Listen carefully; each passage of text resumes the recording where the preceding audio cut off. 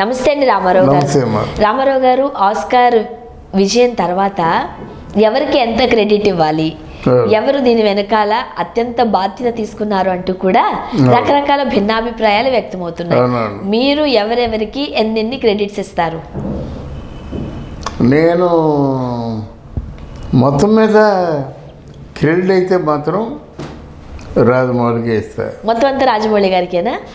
Cinema కాదు కదా వచ్చింది, అది సాంగ్ కదా.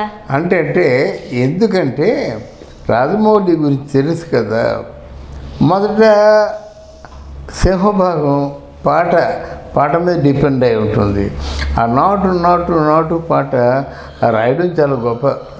అంటే మామూలుగా ఇంకెవరైతే ఆ పాట రాయలేరు. పైగా ఆ పాట ఏం పాట, ఆ పాటలో మనకేమైనా అర్థం ఉందా? రాజమౌళి వాళ్ళ తాలూకు పెదనాన్న శివశక్తి దత్త అని అదేమిటి అదేం పాట నేను అన్నట్టే అన్నాడు ఆయన కూడా. ఏంటే పాటలు ఏముంది, దానికి అవార్డు ఇస్తారా అని ఆశ్చర్యం ప్రకటించాడు. ఎవరు? శివశక్తి దత్త అంటే ఎవరు? మన కీరవాణి గారి తాలూకు ఫాదర్ మాట. నిజమే. ఎందుకంటే నాటు నాటు నాటు పాట అది పెద్ద మనం అర్థవంతంగా ఉన్న పాట కాదు, కానీ దానికి మ్యూజిక్ చేశాడు ఎవరు? కీరవాణి. ఒక న్యాచురల్గా మ్యూజిక్, దేంట్లో కాపీ కొట్టకుండా ఉన్న మ్యూజిక్, ఎక్కడి నుంచి కూడా బీట్ కూడా తీసుకోకుండా ఉన్న మ్యూజిక్, తెలుగుదనం ఉట్టిపడే మ్యూజిక్, ఈ మ్యూజిక్ చేశాడమ్మా. టపా టపా టపా టపా టపా. బీటు ఎలా పరిగెడుతుందంటే రెండు రేసు గుర్రాలు అక్కడే అంటే రేసింగ్ చేస్తున్నట్టుగా ఉంటుందన్నమాట. ఎవరు? మన తారక్ను ఇక్కడ రామ్ చరణ్ చాలా గొప్ప విన్యాసాలు. ఆ నాటు నాటు పాటలో మాత్రం మెరుపు వేగంతో డ్యాన్స్ చేసినటువంటి ఇద్దరు కూడా సింహభాగాన్ని తీసుకోవాల్సి ఉంటుంది. వాళ్ళు చాలా బాగా చేశారు. అంటే మీరు ప్రధానమైన వ్యక్తిగా ఉన్నప్పుడు కూడా వాళ్ళ చేత కూడా 100కి 100 పాళ్ళు కూడా చేయించుకున్నారు. లేకపోతే ఇది చేయాలంటే దానికి ఏదో ఒక అడుగు, ఏదో ముందు ఒక డిజైన్ చేసి ఉండాలి కదా. దానికి నాటు పాటకి కొరియోగ్రఫీ చేసిన వాళ్ళు కూడా చాలా బాగా చేశారన్నమాట. అందువల్ల ఈ అన్ని కారణాల చేత మరి నాటు పాట నెంబర్ 1 అయిపోయింది. నెంబర్ 1 అయిపోయి అక్కడ ఇది మన ఆస్కార్ అవార్డు సదస్సులోనూ 150 మంది మన అమెరికా తాలూకు కొరియోగ్రాఫర్స్, మన తెలుగు తెలిసిన కొరియోగ్రాఫర్స్ కొంతమంది ఆ నాటు పాట ఇక్కడ వీళ్ళకి మన టాలీవుడ్లో ఉన్నటువంటి వాళ్ళకి ఏమాత్రం కూడా తగ్గకుండా డ్యాన్స్ చేసేసరికి వాళ్ళు పిచ్చెక్కిపోయారు. అంటే అమెరికన్స్ కానీ, జర్మన్స్ కానీ, జాపనీస్ కానీ, కొరియా వాళ్ళు కానీ వీళ్ళంతా పిచ్చెక్కిపోయారు అన్నమాట.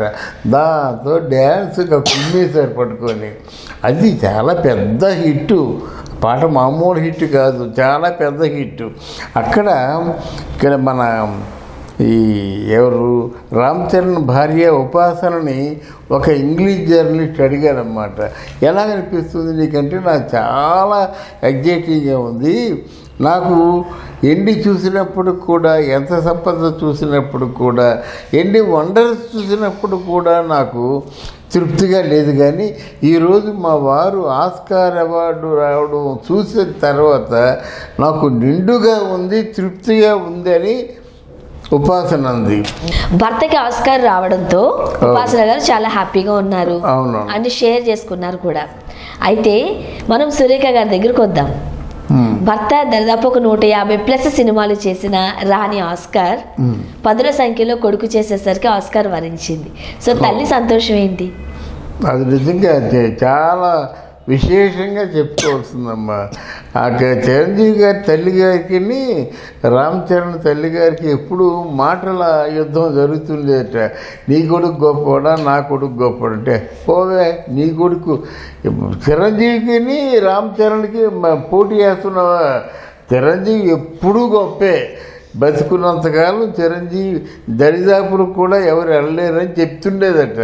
మరి ఈరోజు తన కొడుకు వెళ్ళాడుగా, ఆస్కార్ అవార్డు తీసుకున్నాడుగా. మరి ఎంత ఆనందం ఉంటుందండి వాళ్ళకి, ఎంత తృప్తిగా ఉంటుంది చెప్పండి. అయితే అంటే చిరంజీవి కూడా ఏడ్చేశారు కదా.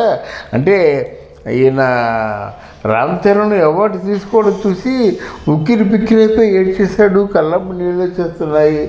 తట్టుకోలేరమ్మా ఆనందాన్ని. ఎందుకంటే సొంత బిడ్డలు కదా, బిడ్డలు ఆ విధంగా అంత గొప్పవాళ్ళు అయితే మనం తట్టుకోవడం కష్టం అవుతుందన్నమాట. అందువల్ల అది ఆనందం చిరంజీవి కూడా దక్కింది కదా. ఇప్పుడు మెయిన్గా అంటే రామ్ చరణ్ అంటే పంచ ప్రాణాలు ఎవరికంటే పవన్ కళ్యాణ్కి. పవన్ కళ్యాణ్ కూడా గ్రీటింగ్కి పంపించేశాడు. గ్రీటింగ్ పంపించేసి చాలా హ్యాపీగా ఉన్నాడన్నమాట. బహుశా రామ్ చరణ్ అమెరికా నుంచి వస్తే ఫస్ట్ కలుసుకొని ముద్దు పెట్టేవాడు ఎవరైనా ఉన్నారంటే పవన్ కళ్యాణే కావచ్చు. పవన్ కళ్యాణ్ అంటే ఈ రామ్ చరణ్ కూడా వల్ల మారిన అభిమానం అన్నమాట. చాలా ముద్దాంతాన్ని కాదు, ఇక ప్రాణం పోసి చేస్తాడు మా పవన్ కళ్యాణ్కి రామ్ చరణ్. కనుక అంత ఆప్యాయతగా అంత అనురాగంతో ఉన్నారు కాబట్టి ఇంతటి పెద్ద ఘన విజయాన్ని సొంతం చేసుకోగలిగాడు రామ్ చరణ్. ఓకే, సో కుటుంబం అంతా కూడా ఇప్పుడు రామ్ చరణ్ గారిని చూసి తబ్బిబ్బైపోతున్నారు. అవునవును. సో రామ్ చరణ్ గారి ఫీలింగ్ ఏం చెప్తారు? రామ్ చరణ్ ఏం లేదమ్మా, రామ్ చరణ్ మొదటి నుంచి కూడా is a very dedicated person. అంటే ఆ డైరెక్టర్ ఏం చెప్పాడో తూచా తప్పకుండా ఫాలో అయ్యే మనిషి. ఇకపోతే తారక్ డ్యాన్స్ బాగా చేస్తాడు, జనరల్గా బాగా చేస్తాడు. తారక్తో ఎవరు డ్యాన్స్ చేయలేరు. అంటే అంతకుముందు తారక్కి కూచిపూడి తెలుసు, భరతనాట్యం తెలుసు, కానీ ఆయనతో సమానంగా వేయడం, మెరుపు వేగంతో వేయడం మాత్రం రామ్ చరణ్ కష్టం, చాలా కష్టం. కనుక ఇప్పుడు డ్యాన్సర్స్ ఎవరంటే ఏం చెప్తారు? ఫస్ట్ నీకు అంటే అల్లు అర్జున, తారక్, అలాగే రామ్ చరణ్, ముగ్గురిని ఒక రేంజ్లో పెడతారు. అల్లు అర్జున్ కావచ్చు, తారక్ అని కావచ్చు, రామ్ చరణ్ అని కావచ్చు. అంత దిశకెళ్ళి అంత కష్టపడి పేరు సంపాదించుకున్నాడు రామ్ చరణ్.